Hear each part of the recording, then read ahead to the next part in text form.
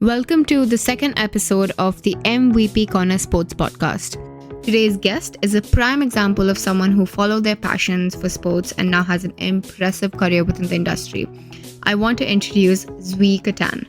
With the background in social work to now working as a brand partnerships coordinator at TSN, one of the most reputed sports media companies, Zvi's story is honestly a testament to how a career transition in sports can be an incredible thing. Before his current role, Zvi founded the Raptors Insider page with a vision to establish the Raptors Insider as a credible source of news for all things Raptors and NBA. He single-handedly grew the page from 200 to over 40,000 followers in just 3 years.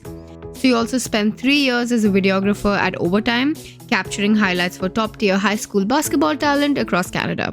So in this episode, you're going to be hearing about what brand partnership actually is, his motivation to work in sports, the story of transitioning from social work to sports, how we built the Raptors Insider page, and insights on how students can leverage connections to work in sports. So with that being said, I am very excited to welcome Zvi Katan. So Zvi, thanks so much again for coming on today. It's really great to be chatting with you. Thank you so much for having me. Excited to get this all started and get a good conversation going. Amazing. So I would love for you to introduce yourself. Yeah, so hi everybody. Excited to be here. My name is Zvi.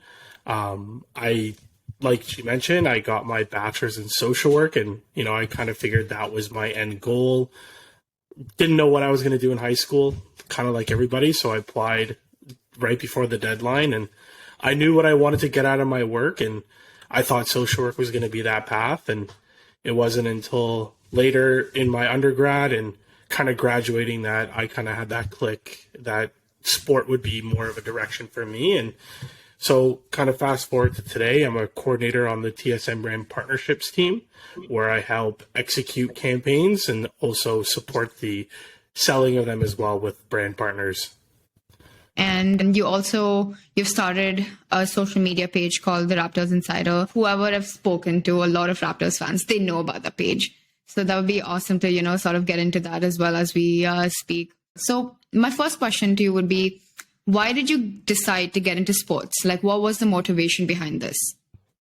No, yeah, for sure. It's always a big question, right? Like, I think when you ask anybody why they would want to get into sport is, they say they played it growing up or they just really love watching sports and the whole ordeal around it all. I think for me, it was kind of an in-between. I had a good relationship with sports. I played it growing up, predominantly basketball, played a lot of volleyball, baseball. Part of me that also loved sports was the culture around it. I used to do some coaching. I love the mentorship in it, but mostly it's the culture in sports that everybody can attest to. But the big reason why I pivoted towards it was when I was in social work, I really wasn't feeling like it was going to be my goal at the end of it, that I could see myself pursuing it every day, being motivated. And it was great work, don't get me wrong. Yeah. I really loved my placements that I was in and the work that I was doing. But I had a lot of doubts. And when you're that young, when you have doubts right away, it's like, don't push that to the side. Like, really eat that and internalize it and kind of see where that's coming from. And a large part of it was I wasn't tapping into kind of my creative sports side. So it wasn't until my fourth year university where, like you mentioned, that Raptors Insider page, pretty much just it started as an Instagram platform, mainly just on Instagram, where Raptors fans can get some fun content, chat about the breaking news, players, what's happening. And it wasn't until that page really took off, along with my role with the Raptors, being a hype man, on the court, throwing shirts and stuff with the flags, that I kind of saw a different side of sport, that, you don't have to be a player on the management, on the operational, on the scouting side. There's a whole business world around it. And talking to the people, being in that environment, you kind of get that culture where it's like, we got stuff to do. Everyone's hustling. It's like a team environment, you kind of have your crunch time deadline where it's like, we're training, getting it all done. So that whole side of it appealed to me. And, doing those opportunities, you get to meet a lot of people and kind of tapping into my social work side, getting into those deeper conversations, getting people to open up and understand this whole new world. And I kind of got hooked on it. So after that, pivoted to George Brown and internship at TSN and now full-time TSN. That's amazing. And honestly, like working in sports as well, as I'm sure you worked as a part-time in, like a crew member, right, for the Raptors. So in throwing T-shirts and stuff, that's a huge part of game day operations. So that's like completely dabbling into promotions. And then you went on to being like a videographer for like the Overtime media company. How do you say that like those roles translated into you being here right now? So did that help, and how did that help? Yeah, I think my first real sports job with MLSE as a Raptors hype man, you kind of see like the game day where no one sees it. Like I remember, like game one of the finals. I wasn't working at the time, and school finished because the finals were after all the exams. But I was getting to the arena for 7:30 in the morning, and that whole experience of getting there way before anybody like even thinks the arena's open, and it's like people have been moving all night. Like there is a whole machine working beast to get everything perfect, and I think just that whole side of it, seeing exactly what goes into it. Like there's like security in sports that you wouldn't even think of. And there's like you said, there's promos, there's game day operations, there's events, and there's, everyone meshing and working as one. Like just because, let's say my job is throwing T-shirts, something happens, I got to help facilitate people at the day. Like you don't have like a direction. So that kind of was like, okay, that's one eye opener. And, meeting people and networking nonstop always is helpful. But I think when I got involved with Overtime on the videographer side, it was really just tapping into my love for sport, for basketball, like kind of seeing it at the grassroots high school level. And, from there, you meet people. Because at the grassroots level, there's, the unfortunate thing is there's not a lot of money involved and a lot of sponsor backing, especially within Canada. So you meet people who are literally there because they love it. It's all passion. So when you're kind of seeing it from like a corporate side where people are like, oh, grinding, they're making their money for the professional level. And then it's like you see people who I can honestly, I truly believe are grinding even harder at the grassroots level, getting paid a fraction of what anybody on the corporate side is making. It's like it was such an eye-opening thing for me that the opportunities in this field are endless, that, I got to take a little bit of learnings from wherever I'm going. And then it is all applicable. Yeah. And being behind the scenes, it's like you see a whole world of sports that you've probably never seen as a fan, because when you go into, for a Raptors game or like a Leafs game or a Jays game, as a fan, you're just like, oh, okay, these are so cool. We're getting like prizes, or there are rally towels in the seats. And you're like, but there's a whole team that does this, and you come 2 days, 3 days ahead of time. And it's just something so amazing just to make that fan experience great. So no, completely get that. I've spent hours rolling towels, rolling shirts. Like my fingers would be like, skin would be dripping, because you can't wear gloves when you're doing all this tape and stuff, but hours. But it was all worth it. Just being in that atmosphere, even having that fan in you, seeing the players get there in the morning, seeing Steph Curry warm up on the court at 10 a.m. when the game's at 8 p.m. It's just seeing it from a whole other working world. Well, that's true. That's completely true.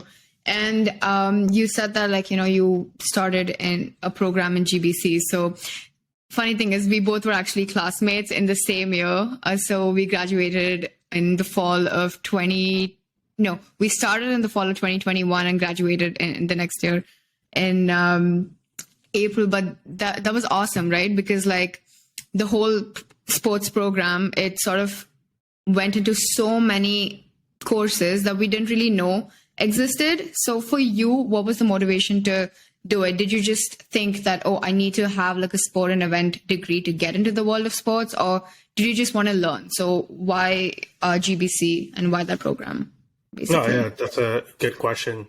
Honestly, like I wish I could give like some sort of philosophical answer, but I had no idea what the hell I was doing. Like, Okay. 'cause I wanted to get into sport, but like I graduated social work, and when your field of focus isn't about networking, relationship building, understanding the business dynamics and the world there, it's hard to jump into something brand new when you don't have that like deeper understanding of it. So I kind of knew like maybe education was a thing, but I also told myself this was right after I backpacked Southeast Asia for about 4 months. I was like, I Well, am not doing a 4 year program again.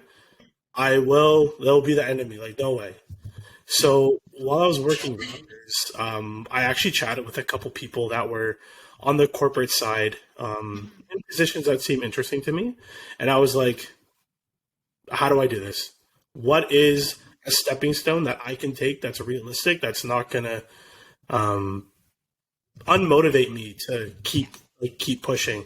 And all of them went to George Brown, and all of them said the sport and event marketing program was a really good way to kind of take their understanding from their undergrad and then yeah. get like a bit more practical use. And the professors were really good. They had a lot of networking opportunities. So I was like, all these people are in positions that I want to be in. Yeah. They said this is good. Okay, say less. Like I'm gonna do it. Right. Why Yeah. not? It's a 1 year program. Like co-op, all this. Why not? Right. I've been talking the talk. Let's walk. Right. So Yeah. 100%. and yeah, we did the program. The COVID cohort. We were in different Yep. cohorts, Two but different. Yeah. yeah, but no, yeah. So like, I think that was the main thing is like people who I respected and who I knew, like I kind of had a level of trust for, and we had like kind of that same mindset. There's people that are that you have respect for, but like that same mental Yeah. level that you're at, Like you're on that and level. Yeah. ex- Exactly. but like they just kind of see the world the way you see it a little bit. And they recommended to me, so that was kind of thing it did, and I don't regret it. No, that's also to your point where, later we can discuss this totally, but like mentorship is very important as well. So in a sense that maybe they were not your mentors, but even friends, but who are in similar places that you want to be, it's always good to have those conversations and like talk to people for sure. Okay, so moving on to your current role right now. So in TSN, you work in brand partnerships. What is it to work in brand partnerships? Like break it down for me. So Oh, I get that what do question all you the time. yeah, no, I love that because it's brand partnerships is so it's a very common title, but it means so many different things in different organizations. So I would love for you to just, like take me through maybe a small project from the beginning to the end, anything, whatever of your choice, and just tell me what brand partnerships is. No, for sure. No, I Awesome. get that question from all my friends. They're like, "Bro, what do you do? What do Like, you do? what is brand partnerships?" Exactly. So basically, on the TSN side, we operate more as a media company, and we will most likely facilitate with brands that already have a sponsorship within a league or a team or anyone like that, and they want to extend their rights of that. So let's say like you're a partner of the NBA, you get access to like NBA logos, Yeah. you're more plugged into NBA opportunities. And if you're spending that money, let's extend that partnership and be on the media side, right? So oftentimes staying with NBA, will let's say NBA partners that are partnered with the Raptors, they're the official whatever of the Raptors, they'll likely come to us and say, what do you have for us and what are the opportunities we could do? So Okay. basically, those, and obviously we'll work with brands outside of the partners, but Yeah. just to kind of put that into perspective. And the team at TSN, our goal is to find strategic ways to integrate a brand, whether through their messaging, if they have things they want to promote, or their values, or whatever that may be, integrate that strategically within our sports coverage. So if that's Okay. live sports through digital, through our creative social media outreach, if it's our custom shows like through Overdrive, Sports Center, and other areas like that. So it's really just, working with, on the sales side, working with those brands, having those communications, having those internal conversations as well with our vast array of producers for the sports, because there's a different producer for each property. Yeah. And then it kind of moves to the execution side to make sure everything, the wheel, like, obviously runs, and if they pay money for something, they want to be at a high level. So pretty much in a nutshell, brand partnerships on the media side is finding those strategic integrated ways to incorporate brands within our coverage through whatever property and medium we can get them into. Right. And I guess within my role, I came on as a very supportive role to the program execution side.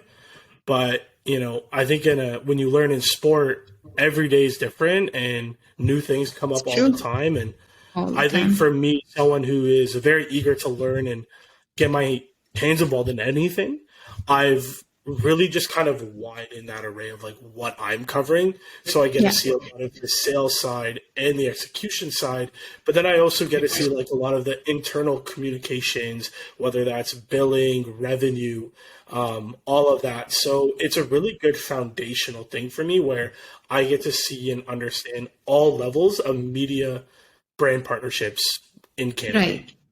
So let's say that you wanted to move into another department, right? Is that possible? You do have a little bit of knowledge in everything, but that's just you as someone who wants to learn. So do you think that moving from like one department to another, it's also a question a lot of people ask sometimes, like, let's say I'm a fresh grad and I kind of got into a particular thing, but I want to make a move. Do you think that's possible in roles like these? Yeah, like 100%. I think, being someone who is I can still consider myself very new in the industry. Okay. I'm a firm believer, like a lot of things can just be taught on the spot. Like I'm sure within your role, like, other than the ability you bring in and the person you are and the communication abilities you're able to have with clients and internal partners, a lot of processes can be taught. Yes.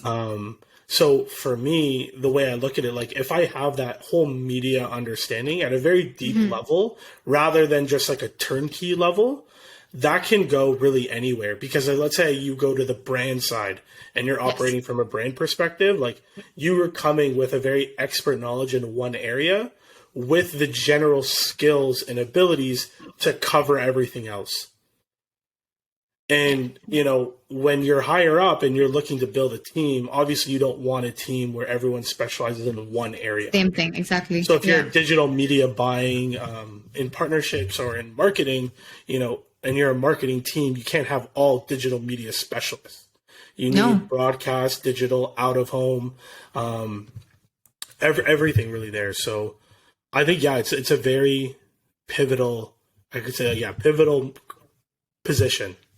No, that's great because I'm a very firm believer that like anyone can learn something if they really want to do that. And companies do hire based on, actually like the ability to learn, which is great. So in roles like this, it is important to note that you can learn it if, you do have the will to do it and like the right organization. So that's awesome. That's a great point. And so let's say cross-functionally, right? Like, so what departments do you work with? And just some, maybe like one or two highlights or like points that you can probably bring in terms of cross-functionality. Yeah, on the media side, especially like on our TSN team, you're working with literally everybody. Okay. Right? Because what's a recent example? Like we could just stick with basketball. Let's say we sell something Raptors or our brand comes to us asking about Raptors. I could have a million ideas, but that can't be presented to anybody unless that's like vetted through and actually communicated with the producers. Right. So then, okay, let's have a conversation with the producer. So you have to have that internal conversation. And then we come up with an idea. Okay, is that even the realm of possibility? So we need to work with our creative producers. Okay, can these custom, let's say, billboards or animations even be made within this timeline? Okay, we have all these ideas. Now we have to Okay, present that to the client and correct, have those exactly. conversations. So, whatever property you're working with, you have to have a good relationship with that team and that executive producer. And then you're also having conversations with a creative agency like the Bell Media. They have their own internal one, but you have to have good relationships with that to ensure, obviously tight turnarounds come. So it's really just like nonstop conversations with like a heap of teams Yeah. and different groups. So be a likable person. I'll recommend that. Don't put people under pressure. That's actually true. It's a big thing about like being in sports is relationship building. And I've heard that from countless number of people. It's a very small knit industry. So try and just do your best work everywhere. And in terms of like skill set, right? Coming specifically to brand partnerships, you started as an intern, so you can actually speak really well to this. So according to you, like what did they see in you? And then what did you bring to the table as a skill set? Yeah, I think especially in the entry level roles, a lot of people will say, communication, understand how to use Microsoft Office. I think there's an element that where you're able to show like you're ambitious. You're like being a bit ambitious person, showing countless times through examples that you're able to work as a team and then also work individually and take those opportunities to take initiative. So I think like, in terms of hard skills, obviously like being good at numbers and not being scared of that. Of course. I think overall it is a lot of soft skills, especially in the entry level world. Unless you're like on the data side or operation side. I am a believer that it's a lot of communication skills. So it's how can you best explain that? And obviously like, experience, things you've done, but, in sport, it's always going to be some communicating, right? So it's kind of hard for introverted people. Like, that's like a big challenge, but it's finding ways, like, even if you're not a big talker, it's how can you use, let's say, a minimal amount of words to explain your experience? Because a lot of people, let's say, aren't client facing and it's a lot more internal work within sport, and that's completely fine. It's finding those opportunities. But in terms of like skill set required, like I really do believe it's, one, displaying your personality, and two, having all those soft skills. One, you're a coachable person, but two, like you're able to take control and lead something without the hand holding. So moving on to your social media page, Raptors Insider, it has 44,000 followers. It is amazing. So you already talked about like the motivation behind starting the page and how you sort of like started it, but how do you manage it with a full-time job? I don't. I don't even have like anything to say. Like it's a grind. Imagine.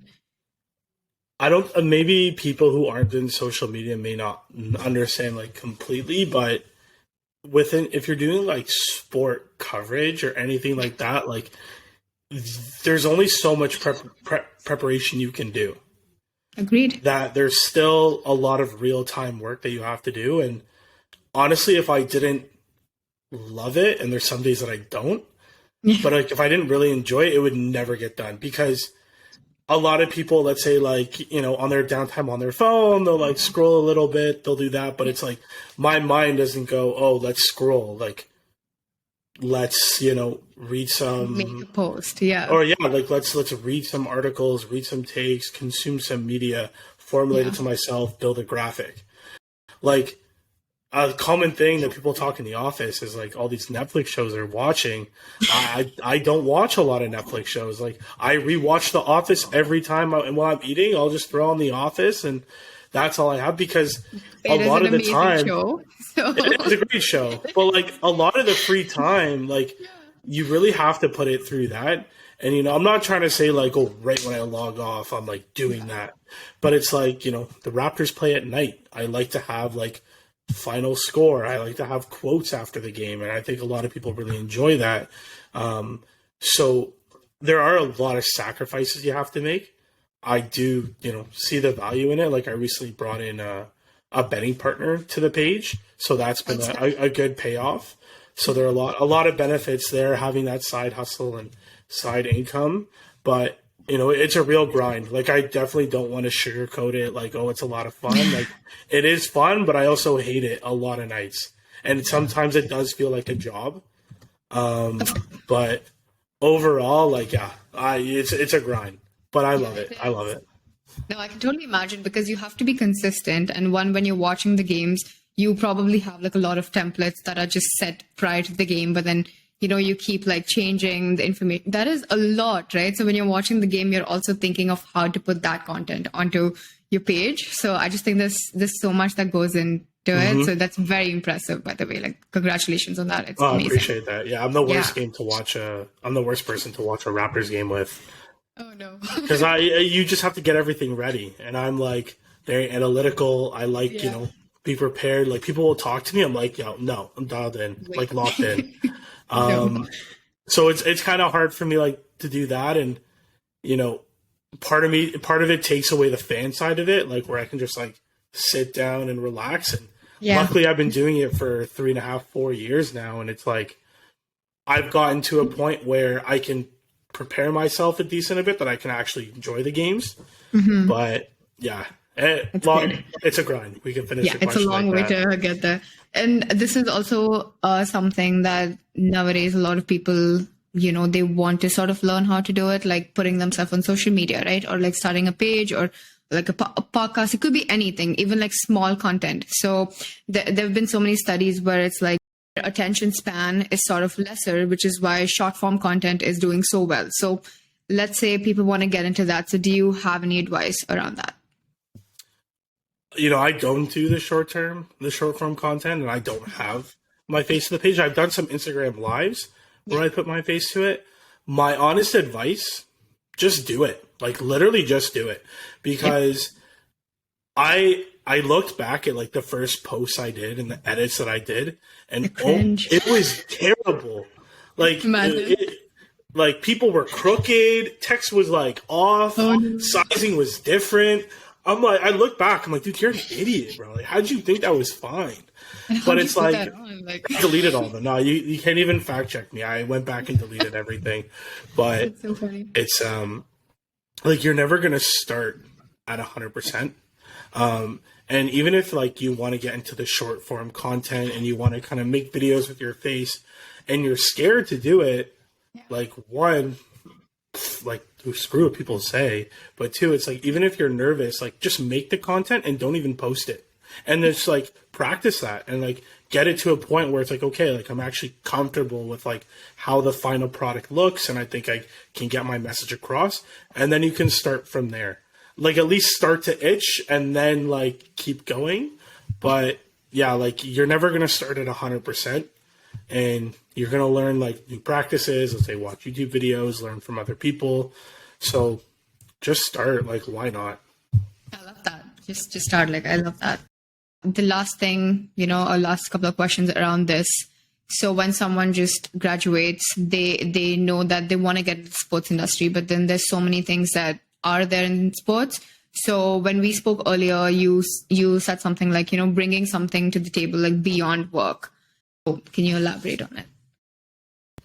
Yeah, I think, bringing something to the table beyond like working abilities comes to who you are as a person and kind of that energy you bring with you. Like I remember for myself, when I was having conversations as a student and trying to get an internship, I didn't have a leg on anybody. Everybody did their 4 years, like wherever, kind of sport related, did internships, did volunteer work. I literally I had my Raptors page and I had Raptors hype man. So like in the corporate world, it's just like, okay, dude, like, did you do anything else? So I kind of had to do some reflecting and try to find like what about me is that competitive advantage. So, it's looking at who I am beyond work, and when I'm with my buddies, I'm someone who, likes to bring people together, start doing things. Like I remember I was having a conversation with someone and I brought up the whole like thing is like when I was traveling, when I was in hostels, like I would be the person to start like the games at night, like get people like talking to new people, get people going, because like that's just who I am. No point in just sitting in a corner by yourself. Like, let's just like do something that we can all enjoy. So I think like if you're able to bring that ability and show like those parts of your personality to conversations, obviously, you keep it professional. Of course. But it's finding ways to do that strategically. Like, people want that on their team. Like, especially if you're going for that entry role, everyone knows a lot of things can be taught, and you're coming in with somewhat of a fresh page for them to fill out. But if you have all this other stuff around you, like some people discredit times where they were coaching, but it's like there's so many valuable opportunities there. And that's just your character. So I think that's like the whole idea of finding new things to bring to the table. Yeah, no, that's amazing. And I can totally like speak to that as well, because any entry level role, what you have going for you, of course, is 1 year of experience, maybe, or like volunteer experience. But then the individual that you are, that speaks a lot. So that kind of energy, that kind of like anything that's outside, that definitely helps. This is another thing that you had mentioned, like power dynamics. And I thought that was like a very interesting thing that sort of flows into networking as well. So I'm just going to let you elaborate on that, because I thought that, that was a great thing. No, for sure. A big learning and practice that you understand from the social work field is when you're having conversations with anybody, it's identifying and understand the power dynamics at place. So in the social work side, it's, let's say you're working with clients, if that's families, youth, whoever that may be, understanding, the power that they actually hold within themselves and the power you hold for them. So it's, kind of bringing that applicable to the sports world and the networking world. It's understanding those power dynamics. And when I was in school, I kind of picked that up quickly, that a lot of students felt like they were on that powerless side, that they had nothing to offer, that they were bothering people, and they were really just unable to get to where they want because they're a student. Having that analytical social work side of me, kind of trying to take a step back, understand the situation maybe from a different perspective. I felt like when you're a student in the networking field, I'm a believer that you have all the power, because, if you fast forward to where you are today in the entry level field, if you're reaching out to a manager on another team, the first thing they think of when you reach out is they want a job or they want to sell me something. Like, what does this person want from me? But when you're a student, you have like those preconceived notions are all gone. Like, if you reach out and you say, hey, I'm a student at George Brown, I'm really interested in this, I would love to set up some time to understand your journey and do all that. Like, they know like can't offer them anything. So when you look at the networking dynamics as a student, you have a lot of power and a lot of leeway to get those conversations.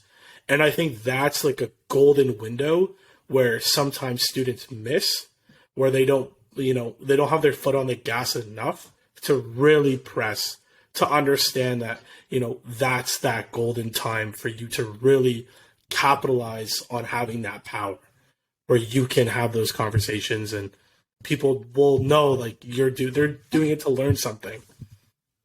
Exactly. And honestly, LinkedIn is one of the best platforms that you can use for that, because they can see that you're a student, anyone that clicks on your profile as well. I remember the number of people that I spoke to as a George Brown student saying, hey, can I just have 15 minutes of your time? And more often than not, they're very good with sort of like paying it forward. And actually, they were in positions like this. So they will most likely take your 15, 20-minute Zoom call. So no, I completely get that. Like, this is a great point to make. So in terms of like advice to students, right? So do you think any individual skills can be learned to get into sports? Yeah, like, I think other than like all the soft skills, I think it's really like beyond your networking abilities, it's your relationship building skills. because even while at TSN, I have a lot of people reaching out. Maybe I have one call with them, and then I feel like they think that I will champion application for them after one call. Where it's like, okay, like I know you know how to talk when we're like this, but how are you maintaining that relationship? So I think there's a big difference between those two, and it's understanding them and improving on both of them. That's a big skill, but I would really say it's like, being that skill of the confidence of putting yourself out there and having those conversations and networking. That's actually a great point. So let's say someone wants to like build a relationship as to just a one-off LinkedIn call. So do you have anything around that? That's a very good point, actually. Yeah, I could probably drop like one of my secret weapons that I don't usually share, and think of me as a stalker all you want, but it worked. I had an Excel sheet where I tracked conversations, where I was like, okay, this is the person I connected with. This is their current title. This is stuff they had. And these are some of the topics we talked about, whether it's like personal, work related, their interests, whatever that may be. So I kind of like tracked all that, even ones who like, I spoke to a little bit that I'm like, okay, I don't think anything will come from this. We didn't mesh well, which is perfectly fine. You're not going to mesh with everybody. But a lot of people that you connect with, you want to maintain that relationship. Something that, is a good trick to do is a big tip on the side, like stay in touch with current trends and news and what's going on. So, let's say like you come across an article one morning. It's looking back at your tracker that you have, and it's like, okay, this article touches on like interesting sports sponsorship news within European soccer, right? But I can kind of read it, and I'm like, okay, that could have some implications to, the North American market. Yeah. So I could look back at my tracker and I could be like, okay, I have these conversations with like 4 or 5 people. Here are their emails. I can send them this article, similar messages, but like, just being like, hey, like I read this article. It was great chatting with you. I thought, you might be interested in reading it. This is kind of what I thought. Hope all is well. We'll love to reconnect sometime in the near future when it works.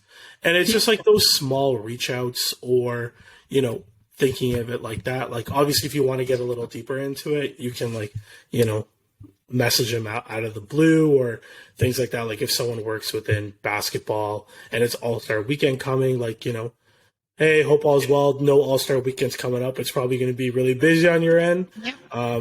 Best luck to you and the team. Would love to connect and hear about the experience when time's like a lot more open. Yeah.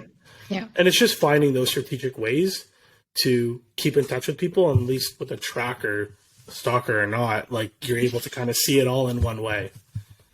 No, that's really funny. I have multiple Excel sheets like that, but that goes a long way. Like just reaching out with a small message, like just 2 to 3 lines about how you can relate to them or just like wishing them luck, right? That actually goes a long way. That's amazing.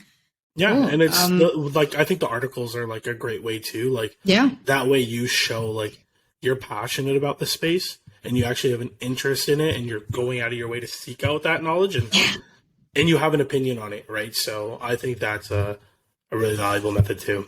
Yeah. And I think this is the last one that I really wanted to talk about is resources, right? So when we spoke earlier, you spoke about like volunteering or SMCC. That's a big one that you use. So yeah, I would love for you to speak about that too. Yeah, the SMCC network is a great way to meet people, tap into things. They have a lot of events, a lot of breakfast forums that I don't work in the heart of downtown, so it's a little hard for me to get to. But a lot of people involved in that are people that like to have conversations like this or conversations about improvement, how you can learn the space better. So even like seeing people who are involved, who are hosting, who are part of it, like it kind of gives you an indication like, okay, these people are actually down to have those conversations and learn more from. You can kind of see like, where some of the industry champions are. So I think that's a really good way to get in. And obviously like volunteering. If you kind of look at like in sports, like recently I've seen a friend of mine's at Motion Ball post a lot of things there with Special Olympics. They have a lot of volunteer opportunities where one, you kind of see the event side of it, but two, there are also a lot of like brand partners that go there. Like if you go to an event and, it's more of like a corporate style event or, they're kind of doing like a presentation, you're going to see all their brand partners, all the media partners, everyone's there. And if you're young and you're eager and, you want to practice those talking skills, like go out there, shake hands and, let people know. Like I get, obviously you have a job and you have like an agenda, but it doesn't hurt to plug yourself where you can. And then you never know what that might lead to, either like a next opportunity or just meeting someone that is pretty amazing for your career. Love it. Awesome. So anything else that, that I've missed, anything that you want to cover, talk about? No, I think we did a good job at getting a lot. I know like when we were a student, it was like peak of COVID. And it was, opportunities were hard, internships were hard. And I empathize with anybody that does it because we did it when no one was doing anything. Exactly. And a lot of non-for-profits who usually take internships weren't. So I think like kind of just like leaving the note is if you can't find something, like do it yourself. Yeah. If you're unable to, like I remember when we were in George Brown, like no offense to George Brown, I saw the portal. I'm sure they were trying their hardest. All the internships, in my opinion, like they didn't look appealing. Like to some people, it could look great. I'm not kind of like downplaying that. Yeah. But for me personally, like I didn't want to do all that. And I had conversations with them and I was going to write my Raptors Insider as an internship. But it's like nothing was appealing to me. And it was like at one point I put in all this work in the semester. I grinded, I networked. Like, was it all for nothing?